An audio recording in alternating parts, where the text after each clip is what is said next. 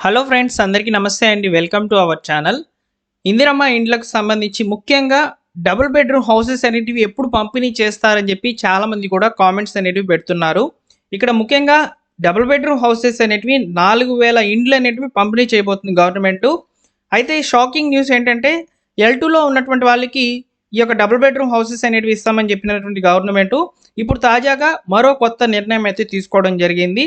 ఆ వివరాలతో కూడినటువంటి సమాచారాన్ని ఇప్పుడు నేను మీకు షేర్ చేస్తాను. ఎవరైతే డబుల్ బెడ్రూమ్ హౌస్ అనేది మాకు L2లో ఉన్నటువంటి వాళ్ళకి వస్తుందని అనుకుంటున్నారో వారికి ఇదొక చేదు వార్తగా అయితే చెప్పవచ్చు. ముఖ్యంగా 4 జిల్లాల పరిధిలో అయితే 4000 ఇండ్లు అనేటివి వీరందరికీ కూడా పంపిణీ చేసేస్తామని చెప్తుందన్నమాట గవర్నమెంట్. వివరాలు ఎలా ఉన్నాయనేది వీడియోలోకి వెళ్ళి తెలుసుకుందాం.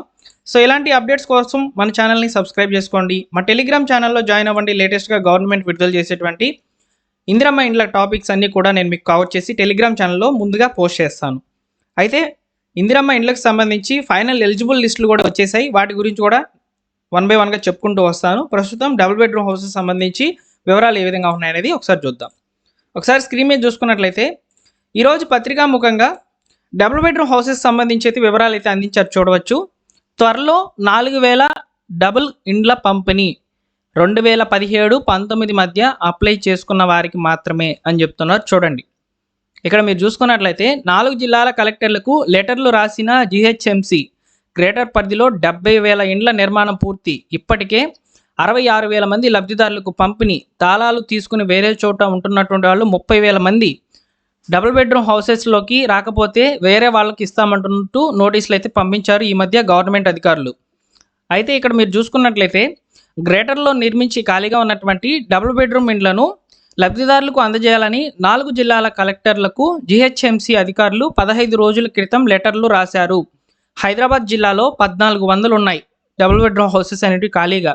సంగారెడ్డి జిల్లాలో 802, మేడ్చల్ మల్కాజ్గిరి జిల్లాలో 1043, రంగారెడ్డి జిల్లాలో 800 ఇండ్లు అనేవి కలిపి ఇలా మొత్తంగా 4000 ఇండ్లు ఖాళీగా ఉన్నట్లు లెక్కలైతే తేల్చారు. వీటిని అర్హులైనటువంటి వారికి ఆయా జిల్లాల కలెక్టర్లకు త్వరలో అందజేయనున్నట్లు సమాచారం.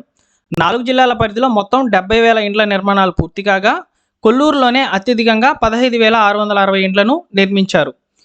ఇక్కడ ఇన్ఫర్మేషన్ అనేది ఖాళీలకు సంబంధించి అయితే అందించారు. అలానే ఆ యొక్క జిల్లాల పరిధిలో ఉన్నటువంటి కలెక్టర్లకు ఈ డబుల్ బెడ్రూమ్ హౌసెస్కి ఎవరైతే 2017 మరియు 2019 మధ్యలో అప్లై చేసుకొని ఉన్నారో వారికి సంబంధించి యొక్క ఇండ్లు అనేటివి పంపిణీ చేయాలని ప్రభుత్వం నిర్ణయించుకుంది.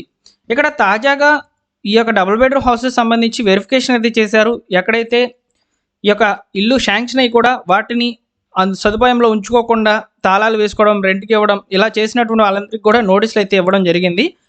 ఈ సమయంలో అందరం ఏమనుకున్నాం, డబుల్ బెడ్రూమ్ హౌసెస్ అనేవి L2 వాళ్ళకే వస్తాయని అనుకున్నాం. ఇక్కడ ఏం చెప్తున్నారంటే ఖాళీలు అయితే వచ్చాయి కదా, ఈ ఖాళీలు ఎవరైతే ఫస్ట్లో దరఖాస్తు చేసుకొని ఉన్నారో వారికి సంబంధించి పంపిణీ జరగాలని ఒక రకంగా న్యాయబద్ధంగా ఇది ఒక మంచి సమాచారం అని చెప్పవచ్చు. ఎందుకంటే ఫస్ట్ ఇల్లు శాంక్షన్ అయినటువంటి వాళ్ళకి ఇవ్వకుండా ఇప్పుడు నెక్స్ట్ వచ్చేసి ఇందిరమ్మ ఇండ్లకు సంబంధించి అప్లై చేసుకున్నటువంటి వాళ్ళకి డబుల్ బెడ్రూమ్ హౌసెస్ ఇవ్వడం ఏంటి అనేది ఒక ప్రశ్న. ఇది ప్రభుత్వం చేస్తున్నటువంటి మంచి పని అని చెప్పవచ్చు. ఎందుకంటే ఫస్ట్ మీకే కదా శాంక్షన్ అయ్యింది, మీకే ఇస్తాము. ఒకవేళ మీరు కనుక ఈ యొక్క డబుల్ బెడ్రూమ్ హౌసెస్ కనుక వద్దు అనుకుంటే L2 వాళ్ళకి ఇచ్చే అవకాశం అయితే ఉంటుంది. ఓకేనా? అయితే ఇక్కడ ఎక్కువ మంది కూడా అద్దెకి ఇచ్చేసి వేరే ప్రాంతాల్లో ఉన్నట్లు తెలుస్తుంది అధికారుల యొక్క లెక్కల ప్రకారం. వీరంతా కూడా తాళాలు తీసుకొని వేరే ప్రాంతాల్లో ఉంటున్నట్లు తెలుస్తుంది. మరికొంతమంది వచ్చేసి అద్దెకి ఇచ్చి వేరే చోట ఉంటున్నట్లు తెలుస్తుంది అనమాట. సరైన సదుపాయాలు లేకపోవడము, అదేవిధంగా కొన్ని అసంపూర్తిగా నిర్మించి వదిలేయడం, ఇలా కారణాలతో అయితే కొంతమంది అయితే అద్దెకి ఇచ్చేసి అయితే వారి యొక్క సపరేట్ హౌసెస్ అనేటివి కన్స్ట్రక్షన్ చేసుకుని అక్కడైతే ఉండిపోయినట్లు కూడా తెలుస్తుంది. అయితే ఇక్కడ ముఖ్యంగా ఈ యొక్క డబుల్ బెడ్రూమ్ ఇండ్లలో ఉండేటువంటి తమ ఉద్యోగాలకు దూరం అవుతుందని, అందుకే ఉండడం లేదని కొంతమంది లబ్ధిదారులు అయితే చెప్తున్నారు. మరికొంతమంది డబుల్ బెడ్రూమ్లో అద్దెకు ఇచ్చి ఉద్యోగం చేసే చోటుకి దగ్గరగా రెంట్ తీసుకొని ఉంటున్నట్లు కూడా తెలుస్తుంది.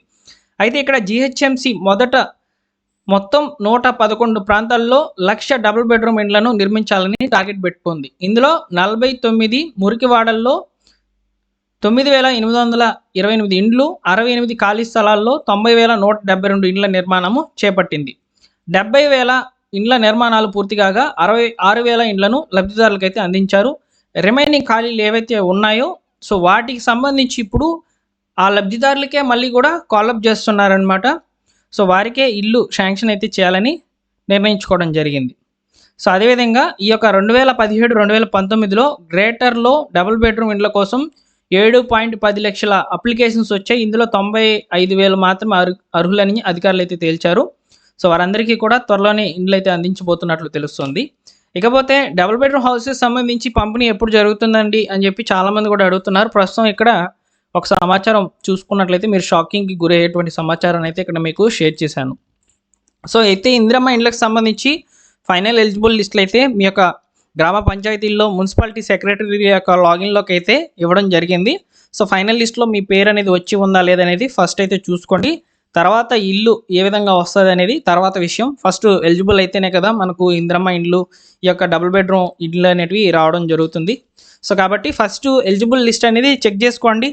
సో ఎలిజిబుల్ లిస్ట్ ఏ విధంగా ఉంటుంది అనేది నేను ప్రీవియస్గా ఒక వీడియో అయితే చేశాను.